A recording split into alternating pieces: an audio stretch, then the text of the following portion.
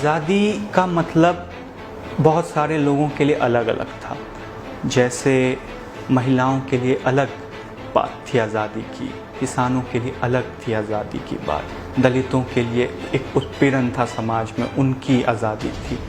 तो कांग्रेस ने आज़ादी का मतलब इस सारी चीज़ों को एक बनाया कि हम आज़ाद होंगे तो हम जो चाहेंगे वो करेंगे, हमारे पास कुछ फंडामेंटल राइट्स होंगे। इसके अगर हम देखें तो कांग्रेस ने 1931 में ही, जब कराची में सेशन हुआ कांग्रेस का, जिसके प्रेसिडेंट सरदार पटेल थे, जनरल सेक्रेटरी जवाहरलाल नेहरू थे, और जवाहरलाल नेहरू का इसमें बहुत बड़ा इंस्ट्रूमेंटल रोल हम देखते हैं कि फंडामेंटल राइट्स के बारे में, कि हमें बोलने की आज़ादी होगी, हम जो चाहें बोल पाएंगे, सोचने की आज़ादी होगी, हमारे पास हमें एक जगह से दूसरे जगह जाने की आज़ादी होगी, जिससे चाहे उससे चाहे विवाह करने की आज़ादी होगी, कोई ना ऊंचा होगा कोई ना नीचा होगा।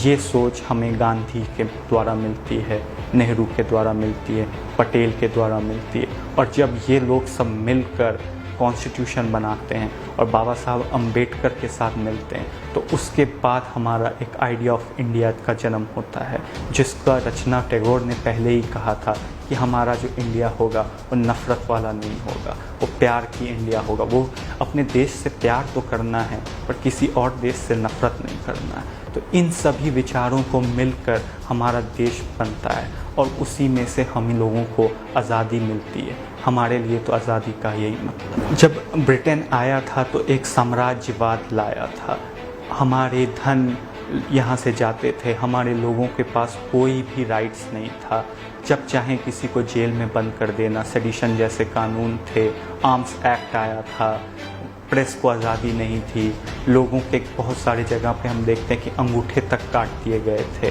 तो लोगों के ऊपर इतना उत्पीड़न था, कोई कहीं पे भी नस्ल भेद था, बहुत जगह ये भी लिख दिया जाता था कि only Indians and dogs are not allowed. तो इस तरीके का हमारे अंदर इस घृणा के तौर पे देखा जाता था और हम देख रहे थे, तभी हम लोगों में ये सेल्फ रिस्पेक्ट इस नेशनल मूवमेंट देता है और ये दिखाता है कि पहला आंदोलन जो पूरे दुनिया में जो नॉन वायलेंट तरीके से लड़ा जा रहा था, एक बहुत बड़ा हिस्सा इसमें कभी भी शस्त्र का समर्थन नहीं किया और वो लड़ाई कर रहा है और बहुत स्ट्रगल करने के बाद आज़ाद भारत को बाद में करवाता है। आज़ादी के समय में बहुत सारी कठिनाई हम देखते हैं। पहली कठिनाई ये थी कि हमारे पास कोई रिसोर्स नहीं था। सबसे बड़ा रिसोर्स की मासेस जो है पूरी तरीके से अलग अलग थी।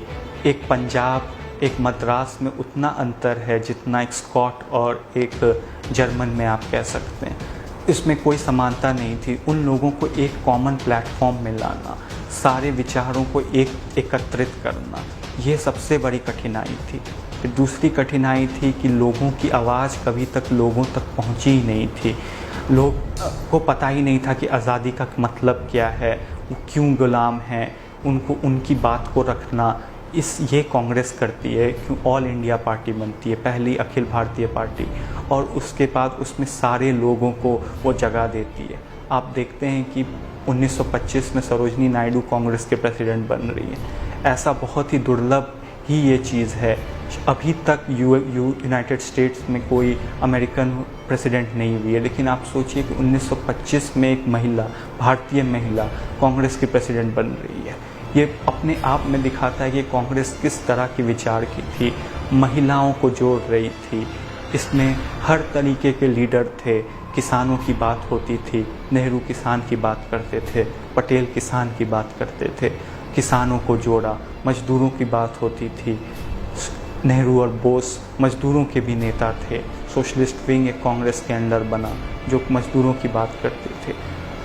इंडस्ट्रियलिस्ट और बिजनेस क्लास को भी कांग्रेस ने नहीं छोड़ा था। आप देखेंगे कि जमनालाल बजाज से लेकर टाटा और बिरला, सब कांग्रेस के साथ एक अच्छा रिश्ता था सबका।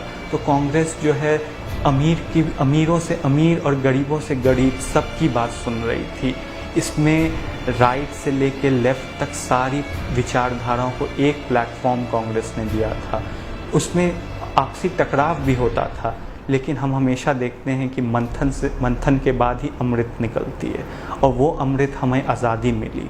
तो इस विचार के साथ हम चले और हम देखते हैं कि हमारा कॉन्स्टिट्यूशन एक सेकुलर देश बनता है। हम इसमें सब लोगों को इक्वल राइट मिलती है और इसमें बहुत बड़ा योगदान कांग्रेस पार्टी का है, उस समय के लीडर्स का है, जो कांग्रेस को एक धर्मनिरपेक्ष देश बनाता है।